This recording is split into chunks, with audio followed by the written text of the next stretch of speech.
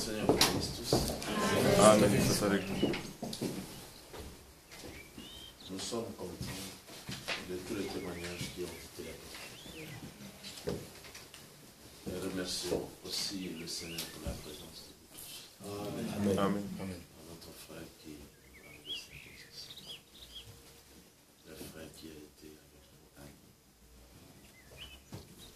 Là, c'est un nouveau frère. C'est un nouveau frère aussi. Enfin, si vous êtes déjà baptisé, c'est bien. Si vous ne l'êtes pas encore, aujourd'hui vous pouvez accepter la parole. Et vous faire baptiser. Je veux aussi une sœur là. Et recevoir toutes les bénédictions qui ont été mises en réserve pour l'autre frère vient aussi de Kinshasa. C'est l'enfant de notre frère Yosef. L'un des diacres. Que la paix du Seigneur soit avec vous. Amen. Je vais revenir un peu sur Matthieu 19 et relire un peu aussi avec vous dans le mariage et divorce,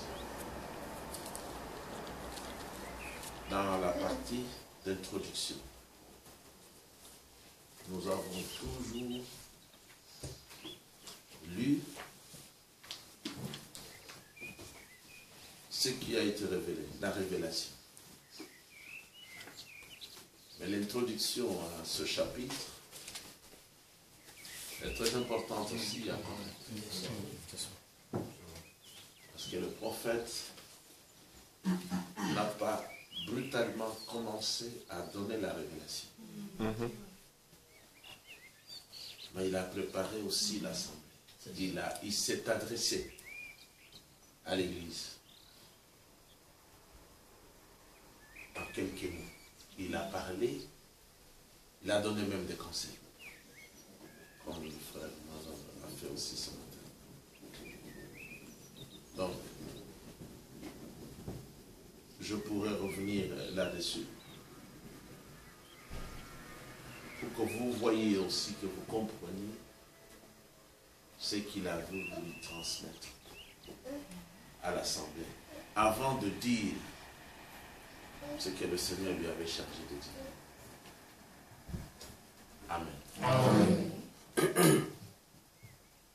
Dans Matthieu 19,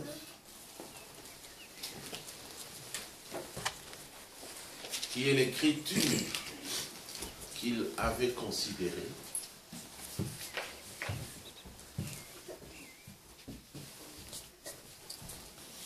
ceux qui ont posé la question, c'était des pharisiens. C'était des religieux. Aujourd'hui, nous les avons sous la forme des catholiques, des protestants, des méthodistes et les pentecôtistes. Des gens qui s'intéressent aux enseignements d'Élohim.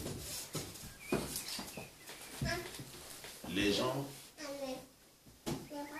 qui pensaient reconnaître le Mashiach quand il serait venu et qui pensaient aussi le suivre ses enseignements. Ce sont les pharisiens.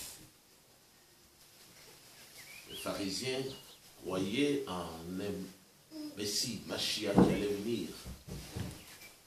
Les scribes aussi qui faisaient le travail. Les transcriptions des Écritures croyaient au Mashiach, au Sauveur. Mais pas en Yeshua. Ils croyaient à un Sauveur qui viendrait. Mais ils ne l'ont pas reconnu en Yeshua. Ça, c'est le problème.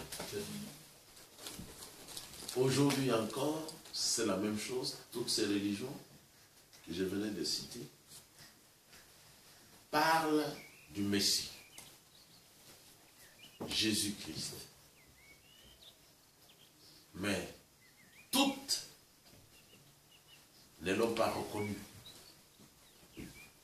toutes ces religions, catholiques, protestantes, méthodistes, finalement pentecôtistes, la dernière forme de nos enfants, ne connaissent pas Yeshua, qui il est. Et ces religieux ne connaissent pas ça.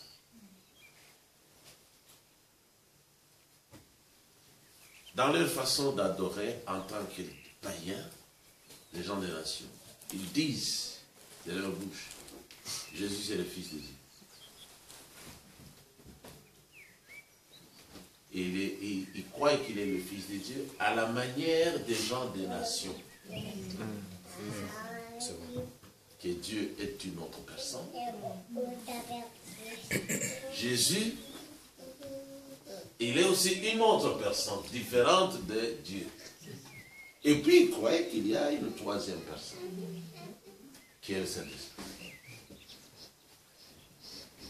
C'est leur façon désordonnée de croire. Avec cette connaissance, ils ne peuvent pas le sauver. Ce ne sont que des religieux. En Israël, c'était ça, les pharisiens, ainsi de suite. Les pharisiens, les scribes et tous, vous lirez dans les Écritures. Si vous prenez Matthieu 23, il n'a fait que les maudits. Aujourd'hui, nous avons ces prières-là. Et ils ont dit de Yeshua, tu blasphèmes, parce que tu es un homme, tu es un être humain. Tu te fais trahir. Et lui, il était tout le temps en discussion avec eux. Aujourd'hui aussi, c'est la même chose. Ces gens-là, ils ne reconnaissent même pas que Dieu envoie encore des prophètes comme Abraham, comme Moïse, comme Jean-Baptiste. Mais ils ont la Bible ici. Ils lisent avec nous ce que nous voyons clairement. Et ils ne voient pas. Je voulais dire que c'était eux qui ont posé la question. Et il est bien précisé là-bas que leur question c'était pour lui tendre un piège. Là-bas c'est écrit pour l'éprouver. Ici chez moi c'est pour lui tendre un piège, afin de le voir tomber dans ce piège. Ils ont tendu ce piège à qui? Au Créateur. Vous pouvez comprendre ici les êtres humains. S'ils ne sont pas dans le plan de Dieu pour le salut, ce ne sont que des méchants comme eux ici. Pour lui tendre un piège, le voir tomber, le voir abandonner la parole. Il ne voulait pas que la parole de vérité existe. Il ne voulait pas qu'elle existât. Ce sont les fils du diable. C'est vrai. Aujourd'hui également, vous nous entendez parler beaucoup de mariage et de divorce, mais c'est parce que c'est une question qui nous a aidé à comprendre où sont les enfants du diable. C'est vrai. Qui étaient toujours cachés. C'est ça. Mais qui nous ont été révélés finalement.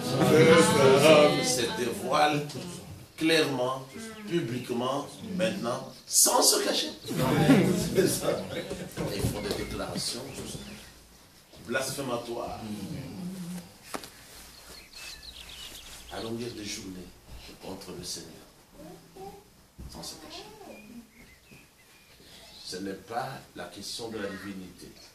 Ce n'était pas la question du baptême. Là, ils ont cru à la divinité. Spécifiquement, ils se sont fait baptiser.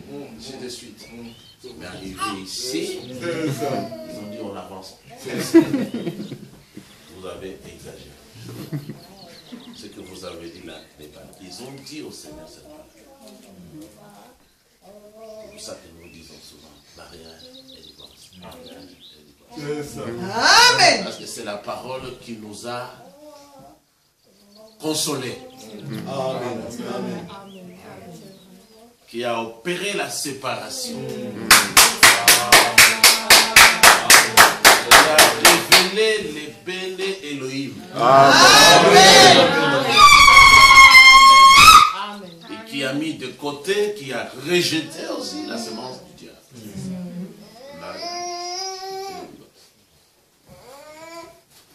Le Seigneur a dit que ce n'était pas une parole que tous les religieux devaient comprendre. Vous voyez, déjà là, nous avons la consolation. Si nous comprenons comme il faut, c'est-à-dire correctement cette réponse de la parole, nous sommes des dieux. Amen. Alors nous entrons dans l'écriture, dans la parole. Amen. Écoutez, la chute est arrivée dès le début. Dès le début. Et la Bible aussi se manifeste comme ça. Il y a le début des Écritures et il y a la fin. Et le Seigneur est venu établir lui-même une autre alliance pour s'accorder avec la nature.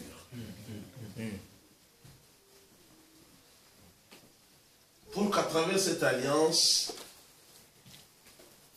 il puisse de nouveau, ou tout à nouveau, être le chef, le directeur, le conducteur de l'univers. Amen. Parce qu'en péchant, il y a eu rupture. Elohim était d'un côté et la nature de l'autre côté. Le péché, c'est ce qui a créé la séparation. Il faut revenir au Seigneur.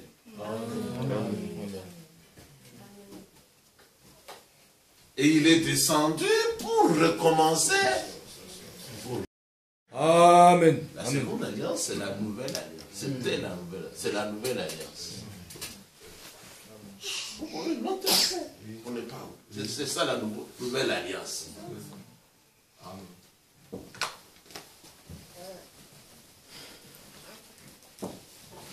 C'était la nouvelle alliance. L'ancienne, les hommes l'avaient brisé, l'avaient méprisé, l'avaient abandonné. Il y a eu séparation entre les hommes et Elohim.